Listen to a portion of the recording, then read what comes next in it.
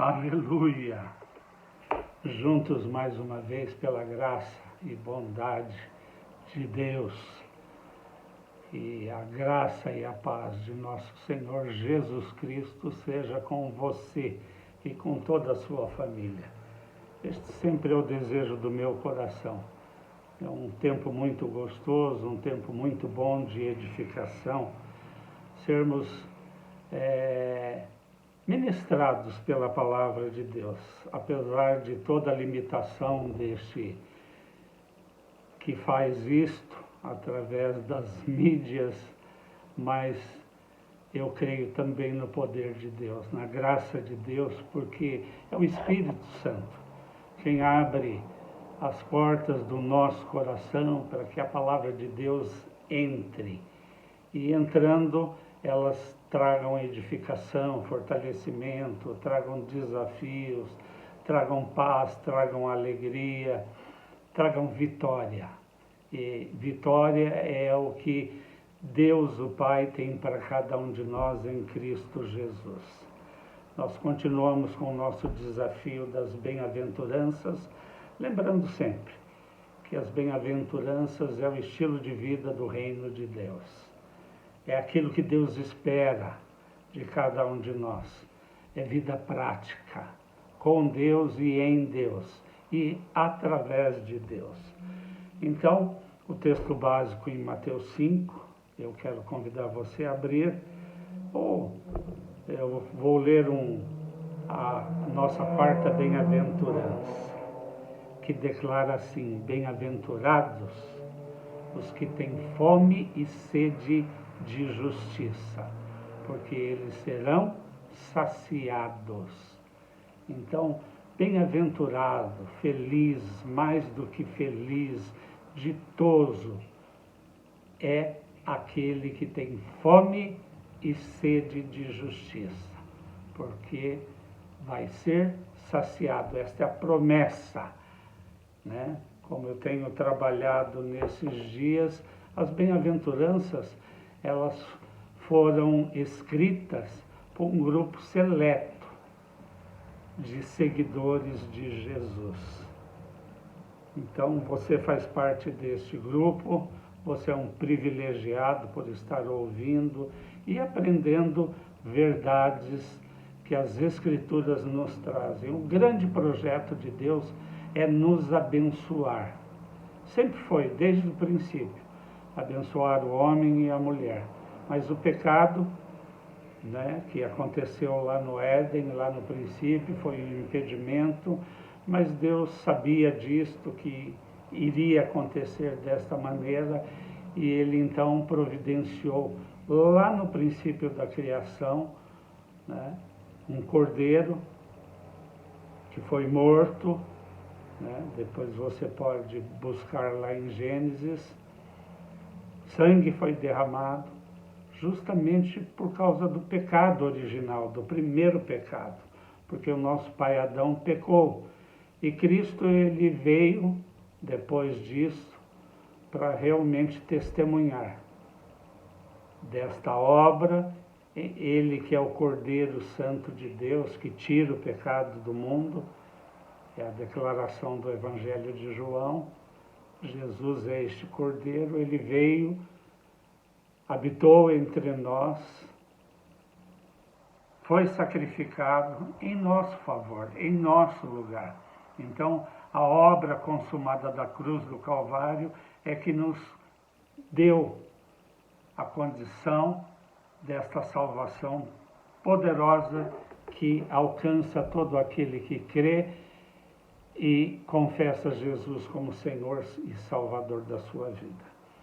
Então, Jesus aqui está nos ensinando, este é o estilo prático de vida que nós devemos viver.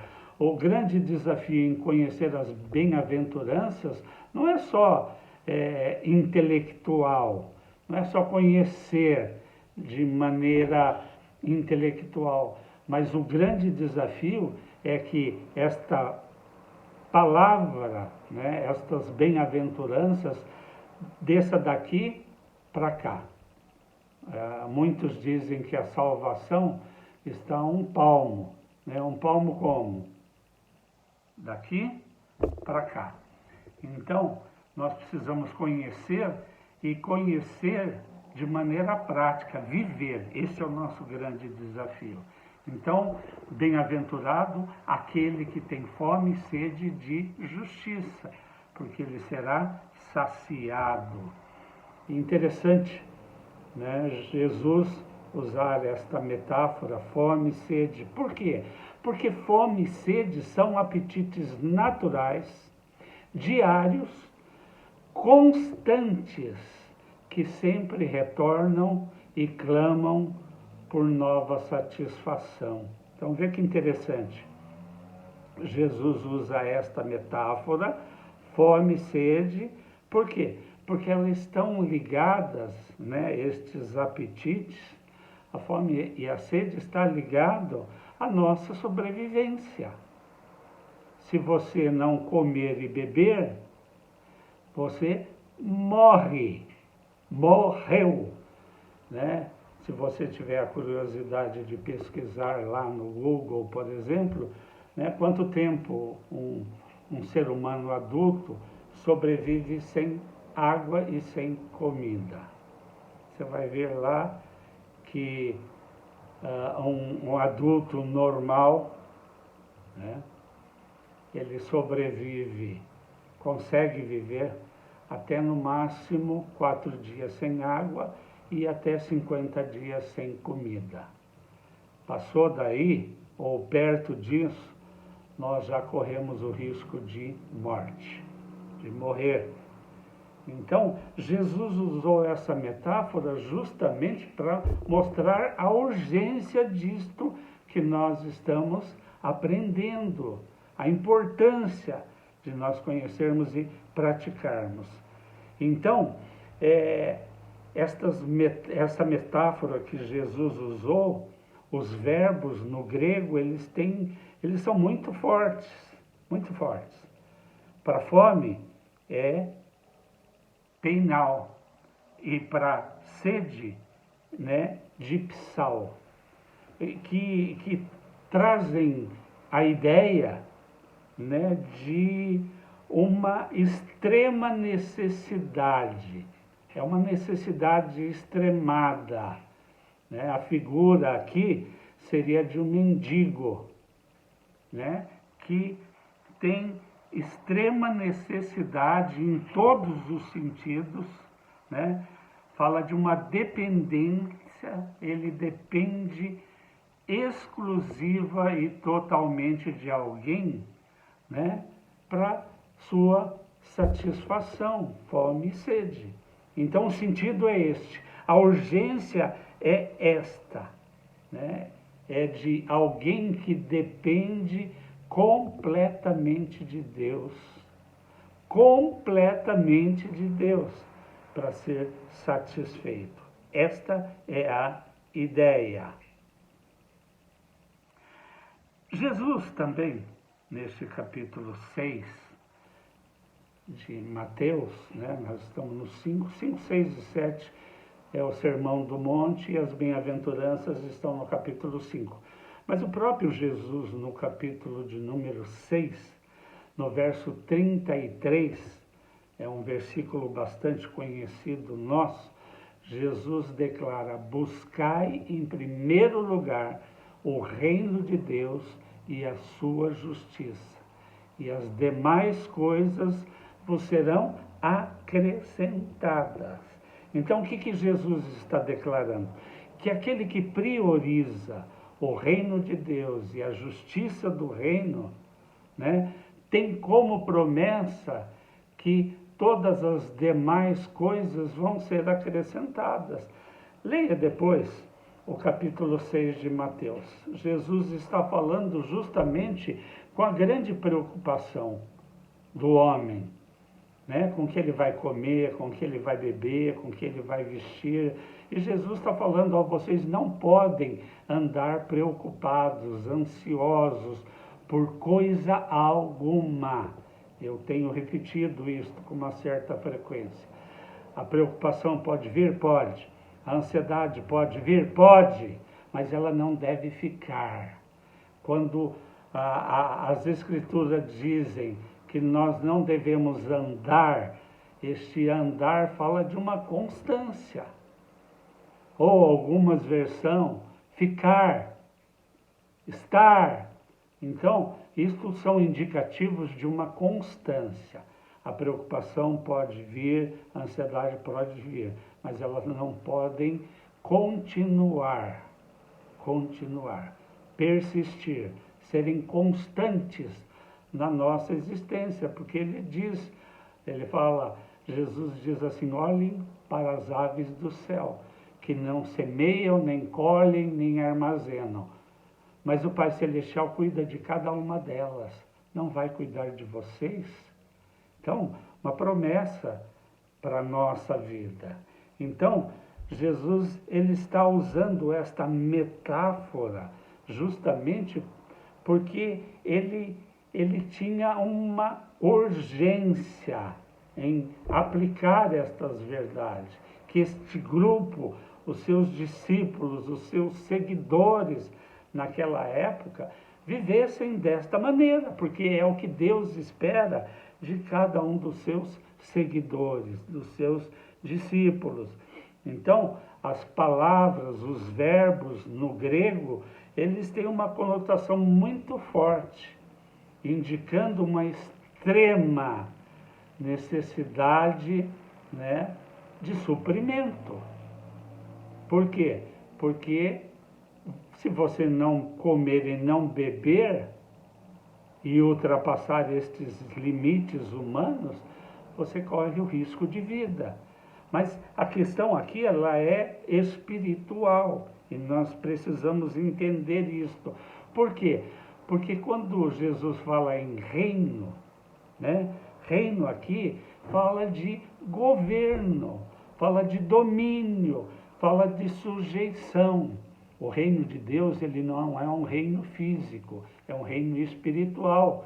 E todo reino fala de um rei que reina, que é soberano. Então, quando Jesus está falando de reino, ele está falando num sentido de governo, de domínio. Por quê? Porque existe uma guerra espiritual que é constante entre o bem e o mal, né? Muitos ignoram isto, muitos desconhecem isto, mas esta luta espiritual existe. E esta luta espiritual é por governo, é por domínio. Quando Jesus realizou a obra consumada da cruz, né, as Escrituras dizem que ele nos tirou do império das trevas e nos transportou, nos colocou no reino de Deus. Então, esta luta por domínio, por governo, ela continua. Por quê? Porque o diabo não está satisfeito, né, em ter você sido transportado do reino das trevas, ter sido arrancado, tirado. E a grande luta é por isto.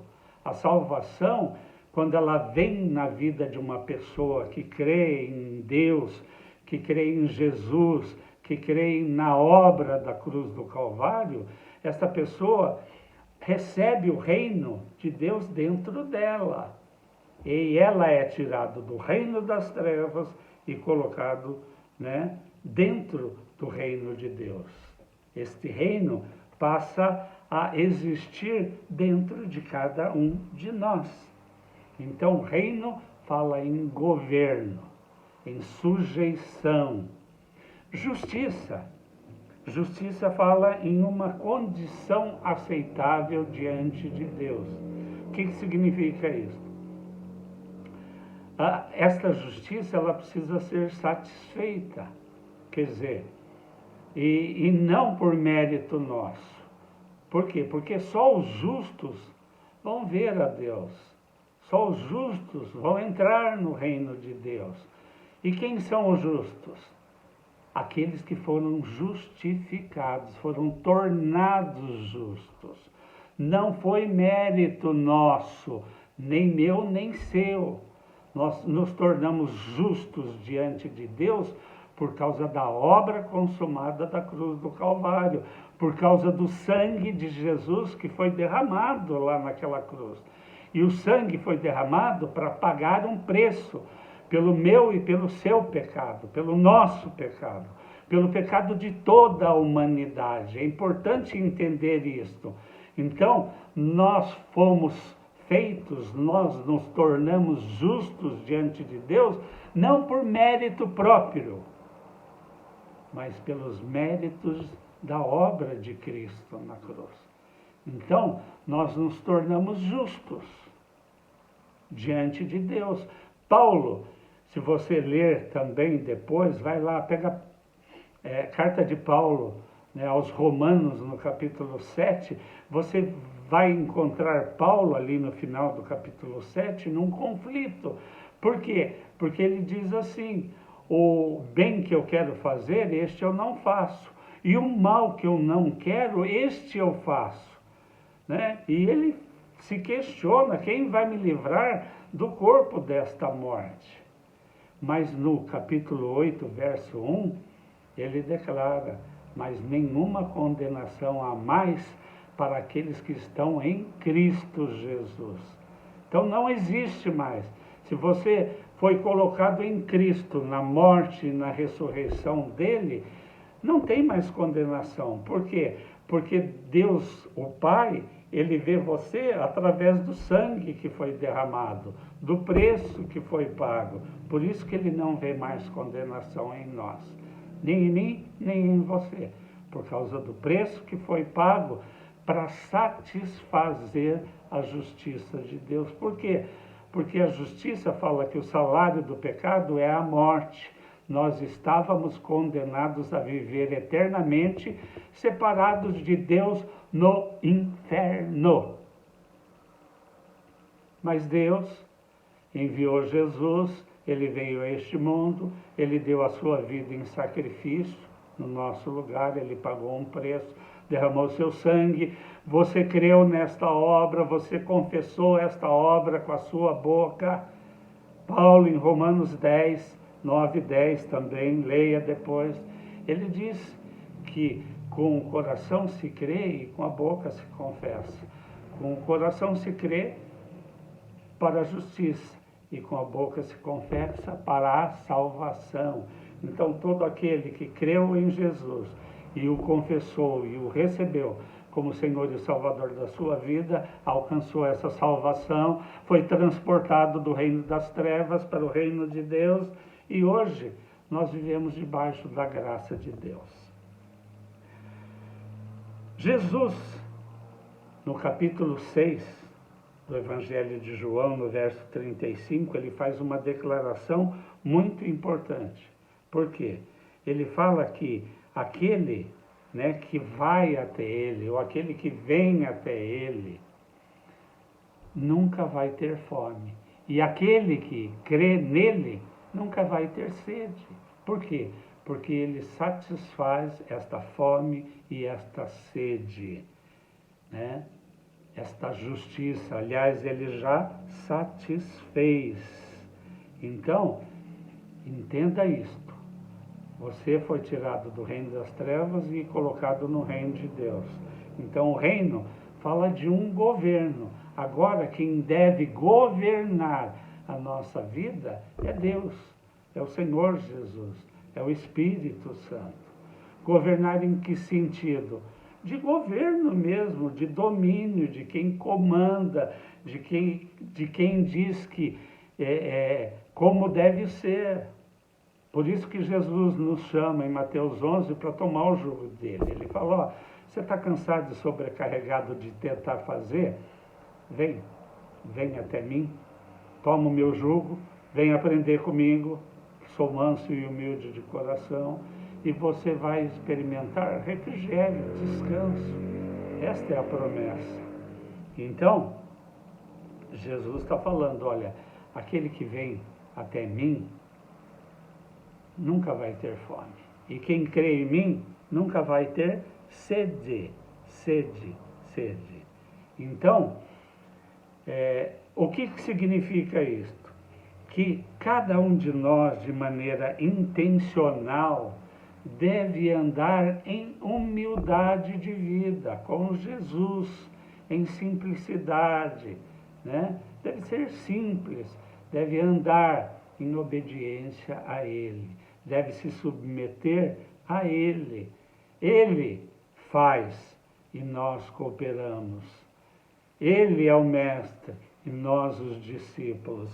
Então, fome e sede, quem tem fome e sede do reino e da justiça do reino, vai ser saciado. É a promessa, é o que está escrito. Então, para os que têm fome e sede, há duas promessas nessa bem-aventurança. Vão ser satisfeitos e felizes. Vão ser satisfeitos e felizes, né? Mais do que felizes, é a promessa. Então, nós precisamos entender isto. O salmista, no Salmo 42, verso 2, o salmista declara: a minha alma tem sede de Deus, do Deus vivo, tem sede de Deus. Então, é importante, né, entender que a felicidade e a bênção, elas não precedem a justiça. Por quê? Porque primeiro vem a justiça, depois, como consequência, vem a felicidade e vem a bênção. Coloque a felicidade no lugar que pertence à justiça, e a felicidade nunca será obtida, nunca vai ser alcançada. Então, entenda, não é fome e sede de felicidade, não é fome e sede de bênção, não é fome e sede de milagres, é fome e sede de justiça. Então, é uma metáfora muito interessante esta de Jesus, né? Por quê? Quem vai entender melhor esta metáfora? Porque é algo muito sério e muito urgente. Essa metáfora, ela vai ressoar melhor, ela vai cair melhor no coração daquela pessoa que já padeceu de fome, de sede. Se você em algum momento já sofreu deste mal, já passou fome, já passou sede, você vai entender com maior facilidade a urgência. Agora, aquele que tem água e comida em abundância, aquele que nunca passou fome, esse vai ter um pouco mais de dificuldade em entender a urgência pretendida por Jesus. Por isso que Jesus usou esta metáfora, porque fome e sede está diretamente ligada à nossa sobrevivência.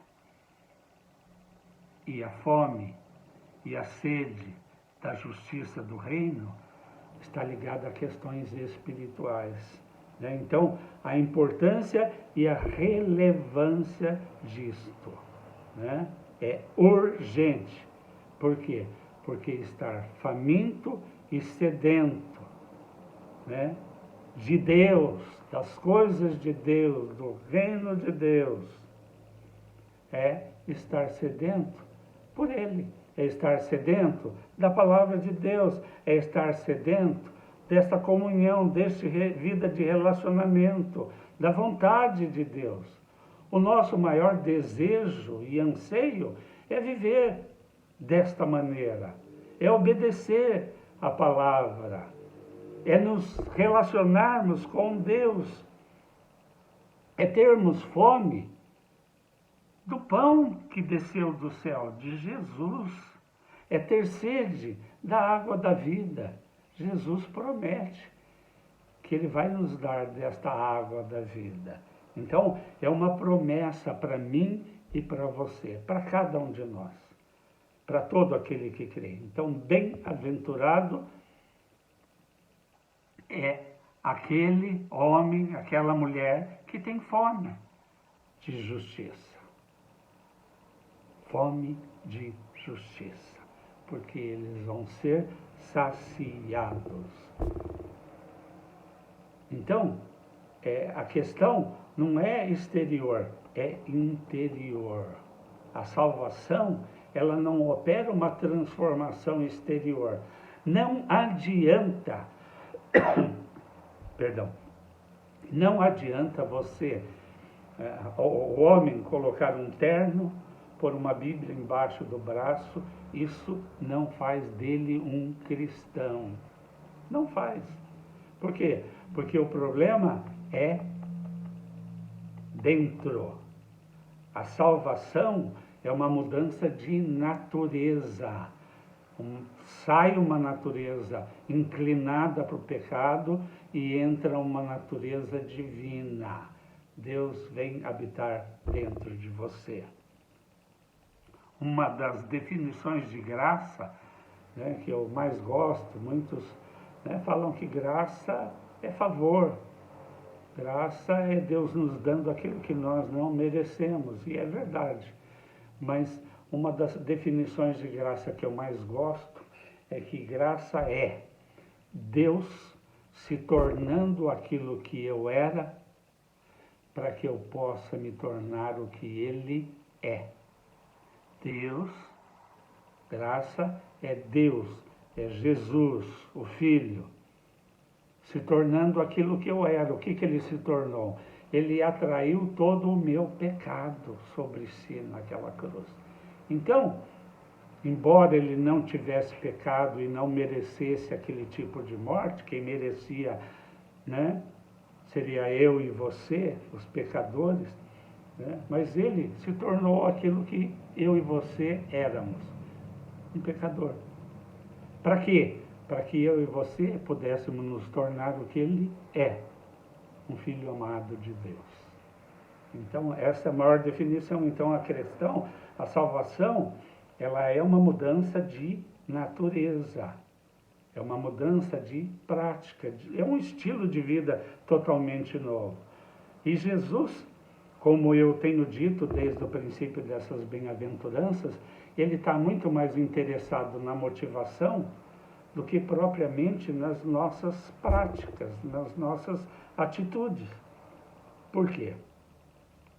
Porque é mudança interior, não é capa, não é o exterior que precisa de mudança, é o nosso interior. Tanto que Jesus, em Mateus 12:34, e aqui eu vou encerrar, ele fala que a boca fala daquilo que o coração está cheio. Ele está falando o quê? No caso aqui, Jesus e os seus discípulos, eles estavam no campo, estavam com fome, não tinha nenhuma estalagem, não tinha nada perto de onde eles estavam, nenhum lugar onde eles pudessem comprar comida. E como havia uma plantação de milho, os discípulos apanham algumas espigas para comerem, para saciarem a sede. E os religiosos da época, ao verem isto, né, porque onde Jesus estava sempre havia uma multidão que o seguia, eles vêm e exortam Jesus. Como, né? Como que você permite que os teus discípulos transgridam a tradição dos anciões? Por quê?